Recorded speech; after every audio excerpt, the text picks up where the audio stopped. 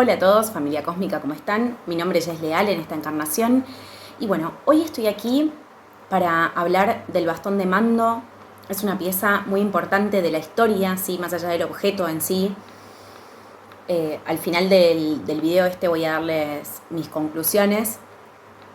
Voy a contar la información general, simplemente muchos ya deben conocer esta historia. Así que todo esto comienza con Orfelio Ulises Herrera, que nació en 1890 en Bolívar, Buenos Aires, y a la edad de 26 años viajó a el Tíbet, Himalaya. Al parecer tuvo acceso a la ciudad de Shambhala y estuvo 8 años practicando en prácticas espirituales.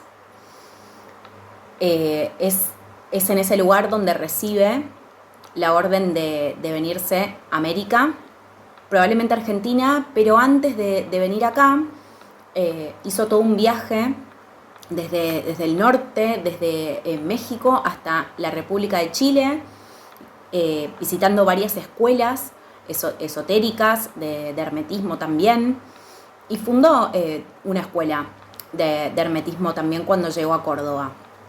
Aparentemente a este hombre le dieron un radio de ciertos kilómetros en la zona del Valle de Punilla, que es donde encontró finalmente la pieza, y cavó con sus propias manos, esta es la historia que se cuenta, cavó con sus propias manos, encontró inicialmente un poyo, un sillón de piedra, llamado así, y luego una conana, que es un mortero, y también el cilindro de roca basáltica, que también se le llama toquilítico, piedra que habla, piedra de la sabiduría, tiene varias acepciones. El cilindro mide 1.10, 1.11, este dato fue variando en los lugares que lo vi, metros, 4 kilos, y tiene una apariencia como metálica. Es importante decir que este hombre, como les comenté, nació en 1890, y tenemos que recordar que Parravicini nació en 1898 y Ángel Guido, quien construyó el monumento a la bandera, nació en 1896. No voy a dejar el video del hombre gris porque la mayoría viene de ahí y ya lo vio, pero sí voy a dejar el video del monumento profético, ¿sí? Del barco que se ha construido en Rosario por Ángel Guido, porque me parece, por supuesto no existen las coincidencias en este universo. Todos estos, tanto Orfelio Ulises como Guido, como Ángel Guido y Parravicini fueron contemporáneos. Entonces, esta información con respecto al final de los tiempos ha bajado en misma época, ¿sí? Para diferentes personas. Y otra cosa muy importante en la que tenemos que reparar es que otra vez se vuelve a conectar la ciudad de Shambhala, la ciudad mítica de Shambhala, porque ya les expliqué también en el video del barco cómo este triángulo Roerich, que fue un místico, pintor y filósofo, bueno, hizo un montón de cosas, que viajó con su mujer a Shambhala, era maestro de Ricardo Rojas, y Ricardo Rojas estaba conectado con Guido, ¿sí? Y había cartas y todo evidenciando esta conexión. O sea que este triángulo se dio en aquel momento, pero bueno, otra vez la ciudad de Shambhala está conectada con Argentina. Otro dato importante es la muerte de Orfelio Ulises Herrera, porque hay un relato de que parece que hubo una especie de evento sobrenatural el día que murió. Murió en 1951 y en 1948, antes de eso, le va a traspasar la custodia del bastón a otra persona, ¿no? Que es Guillermo Terrera, y ya hablaremos de él. Entonces, la muerte de él fue extraña, porque se relata que murió de tétanos, pero aparentemente fue porque se pinchó con un lápiz, pero el tétanos avanzó en 2 días rápidamente, y parece que su cuerpo estaba como rígido al momento de morir. Bueno, una cosa que se relata ahí. Y también se dice que fue enterrado en el cementerio de San Jerónimo en Córdoba, y que ese mismo día hubo un temporal muy grande, que hubieron unos vientos fortísimos con polvo, que se nubló todo, y que el nivel de oscuridad era tan grande a las 3:30 de la tarde que tuvieron que prender el alumbrado eléctrico. Esto es lo que se relata. Bueno, ahora nos vamos al segundo custodio, que va a ser Guillermo Terrera. En ese momento era un joven que se estaba egresando en Derecho en la Universidad de Córdoba, y a partir de la posesión del bastón de mando, este hombre también fundó una escuela de hermetismo. Y a partir de la posesión del bastón de mando vamos a ver que Guillermo Terrera empieza a hacer muchos tratados. Hay muchos libros publicados de él con tratados sobre metafísica. Es importante también mencionar, ahora vamos a hablar un poco más de eso, otro personaje que se llama Ángel Cristo Acoglanis. Este hombre parece que también era un esotérico que practicaba sanación con las manos, y parece que también fue al Tíbet. No hay evidencia de estas cosas, ¿sí? Yo he buscado, trato de abordar todo con la mayor neutralidad posible, pero bueno, lo que sí se dice, este hombre lo llamaban Saruma, no porque él fuera Saruma, sino porque tenía la capacidad de canalizar una entidad que respondía a la ciudad intraterrena de Erx. Y esto va a ser vital en esta historia porque la ciudad intraterrena se encuentra en el Valle de Punilla de Córdoba, aunque también dicen que comparte otras zonas, ¿sí? Como por ejemplo la zona de Tras la Sierra. Y algo que he investigado en algún momento sobre las ciudades intraterrenas es que están todas conectadas. Shambhala sería otra, y también se dice que en el sur de Argentina, ¿sí? en la parte de la Patagonia, hay otra ciudad intraterrena. Bueno, y en otras partes del mundo, y que todas estas ciudades están conectadas. Bueno, estos seres que al parecer tienen una conciencia superior, uno de los seres estos se llamó Saruma, y al parecer Acoglanis era una persona que canalizaba a este ser. Hay audios en internet, los pueden buscar si quieren, de Acoglanis hablando el lenguaje Irdin, que sería el lenguaje que hablan estos seres. Y es importante también decir que Acoglanis estaba conectado con este otro señor, que lo voy a poner también ahí en pantalla, Triguerinho, que es un místico brasilero. Y si buscan cosas, si buscan textos y cosas que ha dicho y que ha emanado, ¿no? Enseñanzas, me parecen sumamente coherentes. Yo siempre trato de ver a las personas por sus frutos, ¿sí? Más allá, digo, porque cuando uno entra en el mundo de internet y empieza a investigar, bueno, hay gente que lo defenestra completamente, tanto a Terrera como a Acoglanis, gente que lo aborda de una forma más neutral. Bueno, hay muchas miradas realmente. Así que cada uno hará sus propias conclusiones, ¿sí? Yo acá no me estoy parando, digamos, en ningún lado. Y Terrera y Acoglanis se conocen a mitad de los 80, ¿sí? En 1985 aproximadamente. Ahí es cuando Terrera le cuenta también de los poderes que tiene la pieza. Y ahora voy a hablar un poco más de eso, pero antes de continuar quiero mencionar la muerte de Acoglanis, porque fue una muerte bien extraña. Fue asesinado por Rubén Antonio, que era un amigo de él y al parecer también un discípulo. Lo asesinó a balazos y él mismo se entregó a la policía y dijo que estaba muy aliviado porque había matado a un brujo. O sea, que había matado a un brujo y que se sentía muy aliviado por eso. Es importante también decir que Rubén Antonio estaba ligado a Perón, ¿sí? Era su financista. Y que también Terrera relata cómo Perón quiso en algún momento, bueno, igual Terrera en realidad habla de muchas expediciones y de muchas personas queriendo el bastón de mando. Esto para mí no es nada nuevo, ya les digo, porque creo que en algún otro video lo he contado, pero Perón tenía conocimientos esotéricos. De hecho, su amigo, el brujo, así le decían, López Rega, estaba completamente ligado con estas prácticas. También he puesto el ejemplo de Hitler, cómo usó una simbología sagrada de hace más de 1000 años para su movimiento, obviamente con unos propósitos completamente distorsionados, desde su psicopatía. Bueno, Y además tenía un astrólogo, eso todo el mundo lo sabe, quien lo asesoraba. Bueno, esto se da en el ámbito político en un montón de líderes, porque realmente las personas estas han pertenecido a logias y los conocimientos esotéricos se han compartido en estos ámbitos desde siempre, ¿sí? No es nada nuevo. Por lo cual no me parece descabellado que haya mucha gente que haya querido encontrar esta pieza, ¿sí? Que además se le destinó a un hombre que simplemente estaba en un viaje espiritual. O sea, tuvo la misión, pero tuvo la misión contemporáneamente a que Parravicini tenga la misión de canalizar sus psicografías y a que Ángel Guido tenga la misión de construir el monumento profético.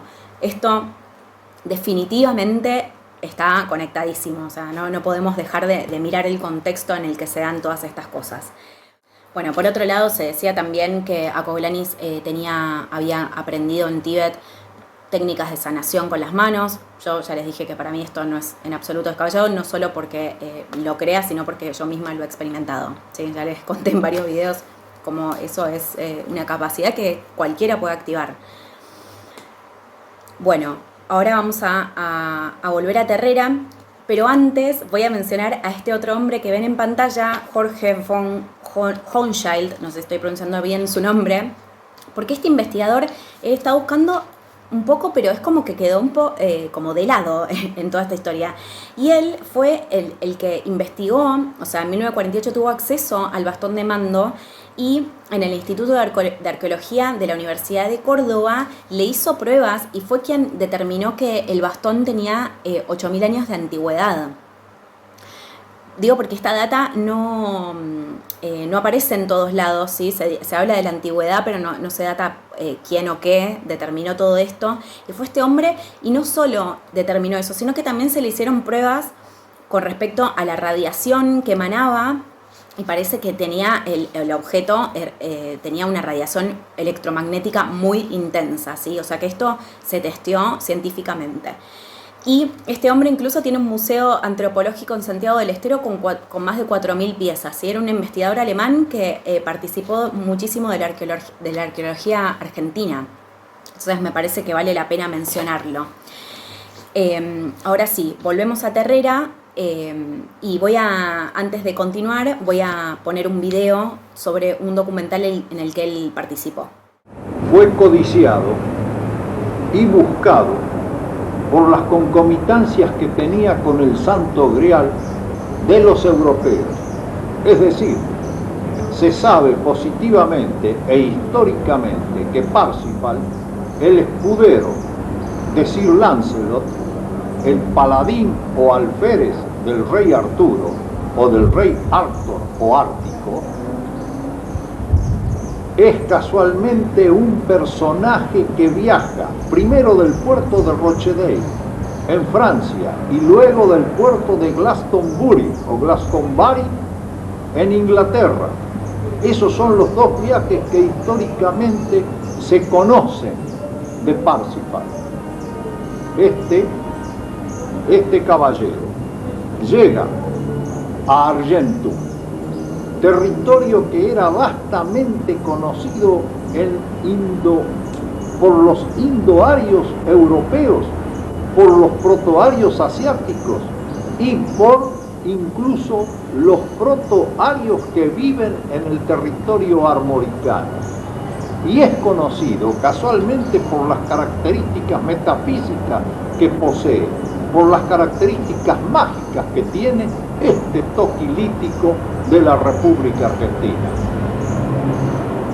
Parsifal viene al continente con el Santo Grial y con la Cruz de los Templarios para depositarla en el templo de piedra de la ciudad sagrada de Erx, junto con el bastón de mando, para unir el poder temporal y el poder espiritual de las naciones y lograr el regeneramiento de la especie humana con el correr de los años, que ya está próximo, porque al decir de los maestros, las circunstancias están cumplidas y los tiempos están dados para que se produzca la gran llamarada, es decir, el chispazo y luego la gran llamarada. Ahí lo teníamos a Terrera. Voy a dejar el link del canal de YouTube de donde saqué este video porque me gusta dar los créditos, lo voy a dejar abajo. Y bueno, yo como mínimo tengo que tomar en cuenta que él está describiendo eventos a los que Parravicini se está refiriendo, o sea, toda la misión por entero de Parravicini tiene que ver con la descripción de los eventos del final de los tiempos, como ya les dije, todas las cosas que ha predicho antes, o sea, todas las psicografías que corresponden a eventos que ya se han sucedido, que se han cumplido, simplemente tenían el propósito de que la gente pueda creer, ¿sí? Lo cual ya sabemos, para el extremo escepticismo es muy difícil, pero para los que hemos investigado sus psicografías se cumplieron muchas realmente, se cumplieron muchas y es por eso que yo tengo esta resonancia también tan grande. Y por otras cosas, o sea, realmente creo que fue un hombre que fue un gran canal. Entonces, lo que describe acá Guillermo Terrera, más allá de quién es él y lo que se pueda decir de él, evidentemente está hablando de que el bastón tiene ese propósito, o sea, habla de un propósito regenerativo. Y también, bueno, describió en otras situaciones cómo el bastón de mando es un aperturador de portales a conciencias de otras dimensiones, cómo el bastón da acceso a quien lo posee, a quien lo utiliza en realidad, a conocimientos iniciáticos, pero también describe que ese bastón debe ser utilizado por personas, con ciertas cualidades energéticas. Y esto me parece importante porque a mí no me gusta seguir en esta teoría de los elegidos no elegidos porque, como les dije en algún otro video, los elegidos son los que se eligen a sí mismos.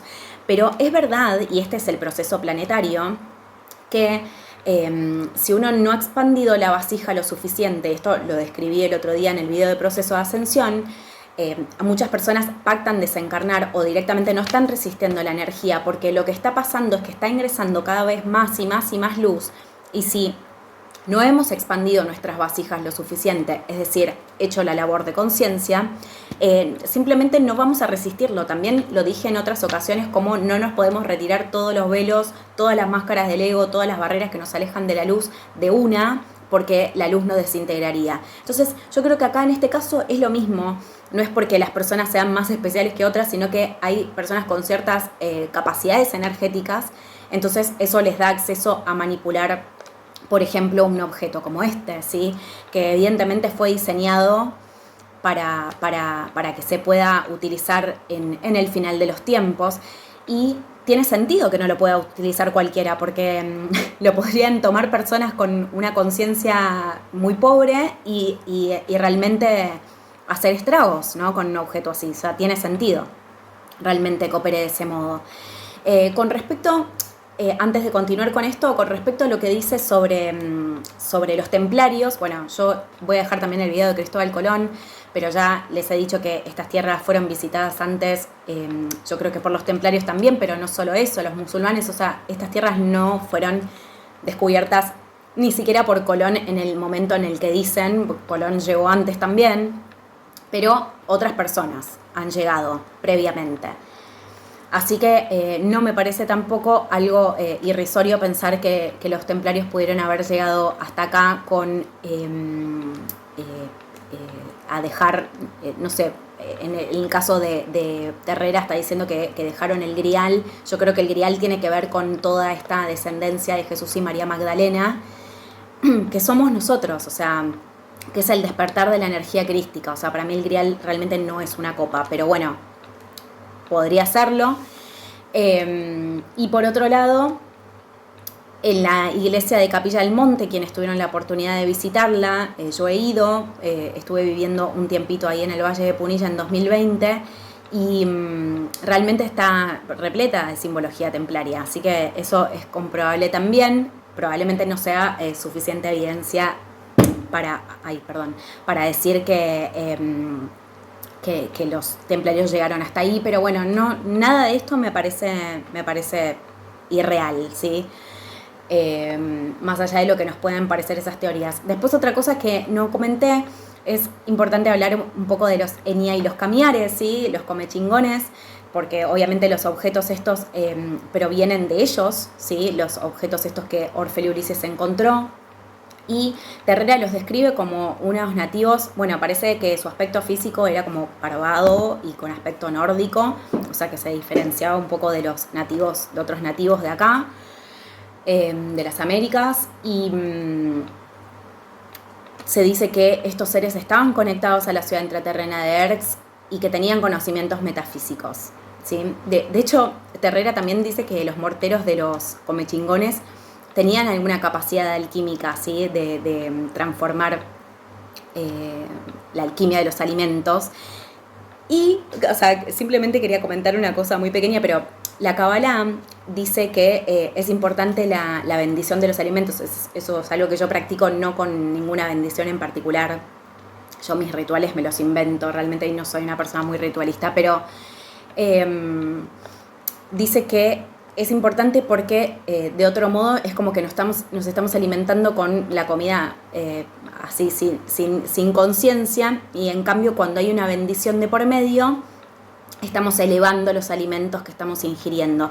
Y esto tiene absoluto sentido para mí, porque además hay pruebas científicas de cómo podemos, hablándole, por ejemplo, al agua, enviándole ciertas diferentes energías. Hay pruebas científicas de cómo el agua se va modificando, ¿sí? Ante diferentes patrones energéticos, con patrones más geométricos más ordenados o más desordenados según incluso frecuencias musicales o palabras que se le pueda decir al agua. O sea que tiene sentido que todo, bueno, y además ya sabemos que la palabra es una invocación, ¿sí? Que cuando estamos decretando también estamos creando realidad. Entonces, bueno, más allá de eso, no me parece tampoco loco que los morteros de los comechingones pudieran tener algún tipo de capacidad alquímica con respecto a los alimentos. Porque además ya se sabe que hay muchas de las comunidades nativas de América que poseían muchísimos conocimientos, y para mí puntualmente estaban asesorados también por seres de conciencias de otras dimensiones. O sea, ya se sabe que los incas, las construcciones de los incas, por ejemplo, no tienen explicación científica, porque es completamente imposible. De hecho, el terreno donde está construido es como yo estuve en Machu Picchu y es, o sea, habría que tallar una montaña en un tiempo completamente irrisorio, por lo que demoró la construcción de todo lo que es la ciudad de Machu Picchu, que es una parte, obviamente. Hay un montón de otras ruinas que no tan conocidas, no tan famosas. Pero bueno, ya sabemos muy bien que todas estas civilizaciones tenían otro tipo de colaboración, y para mí, bueno, esto está ligado obviamente a seres de otras dimensiones, que bueno, la ciencia nunca quiere terminar de admitir.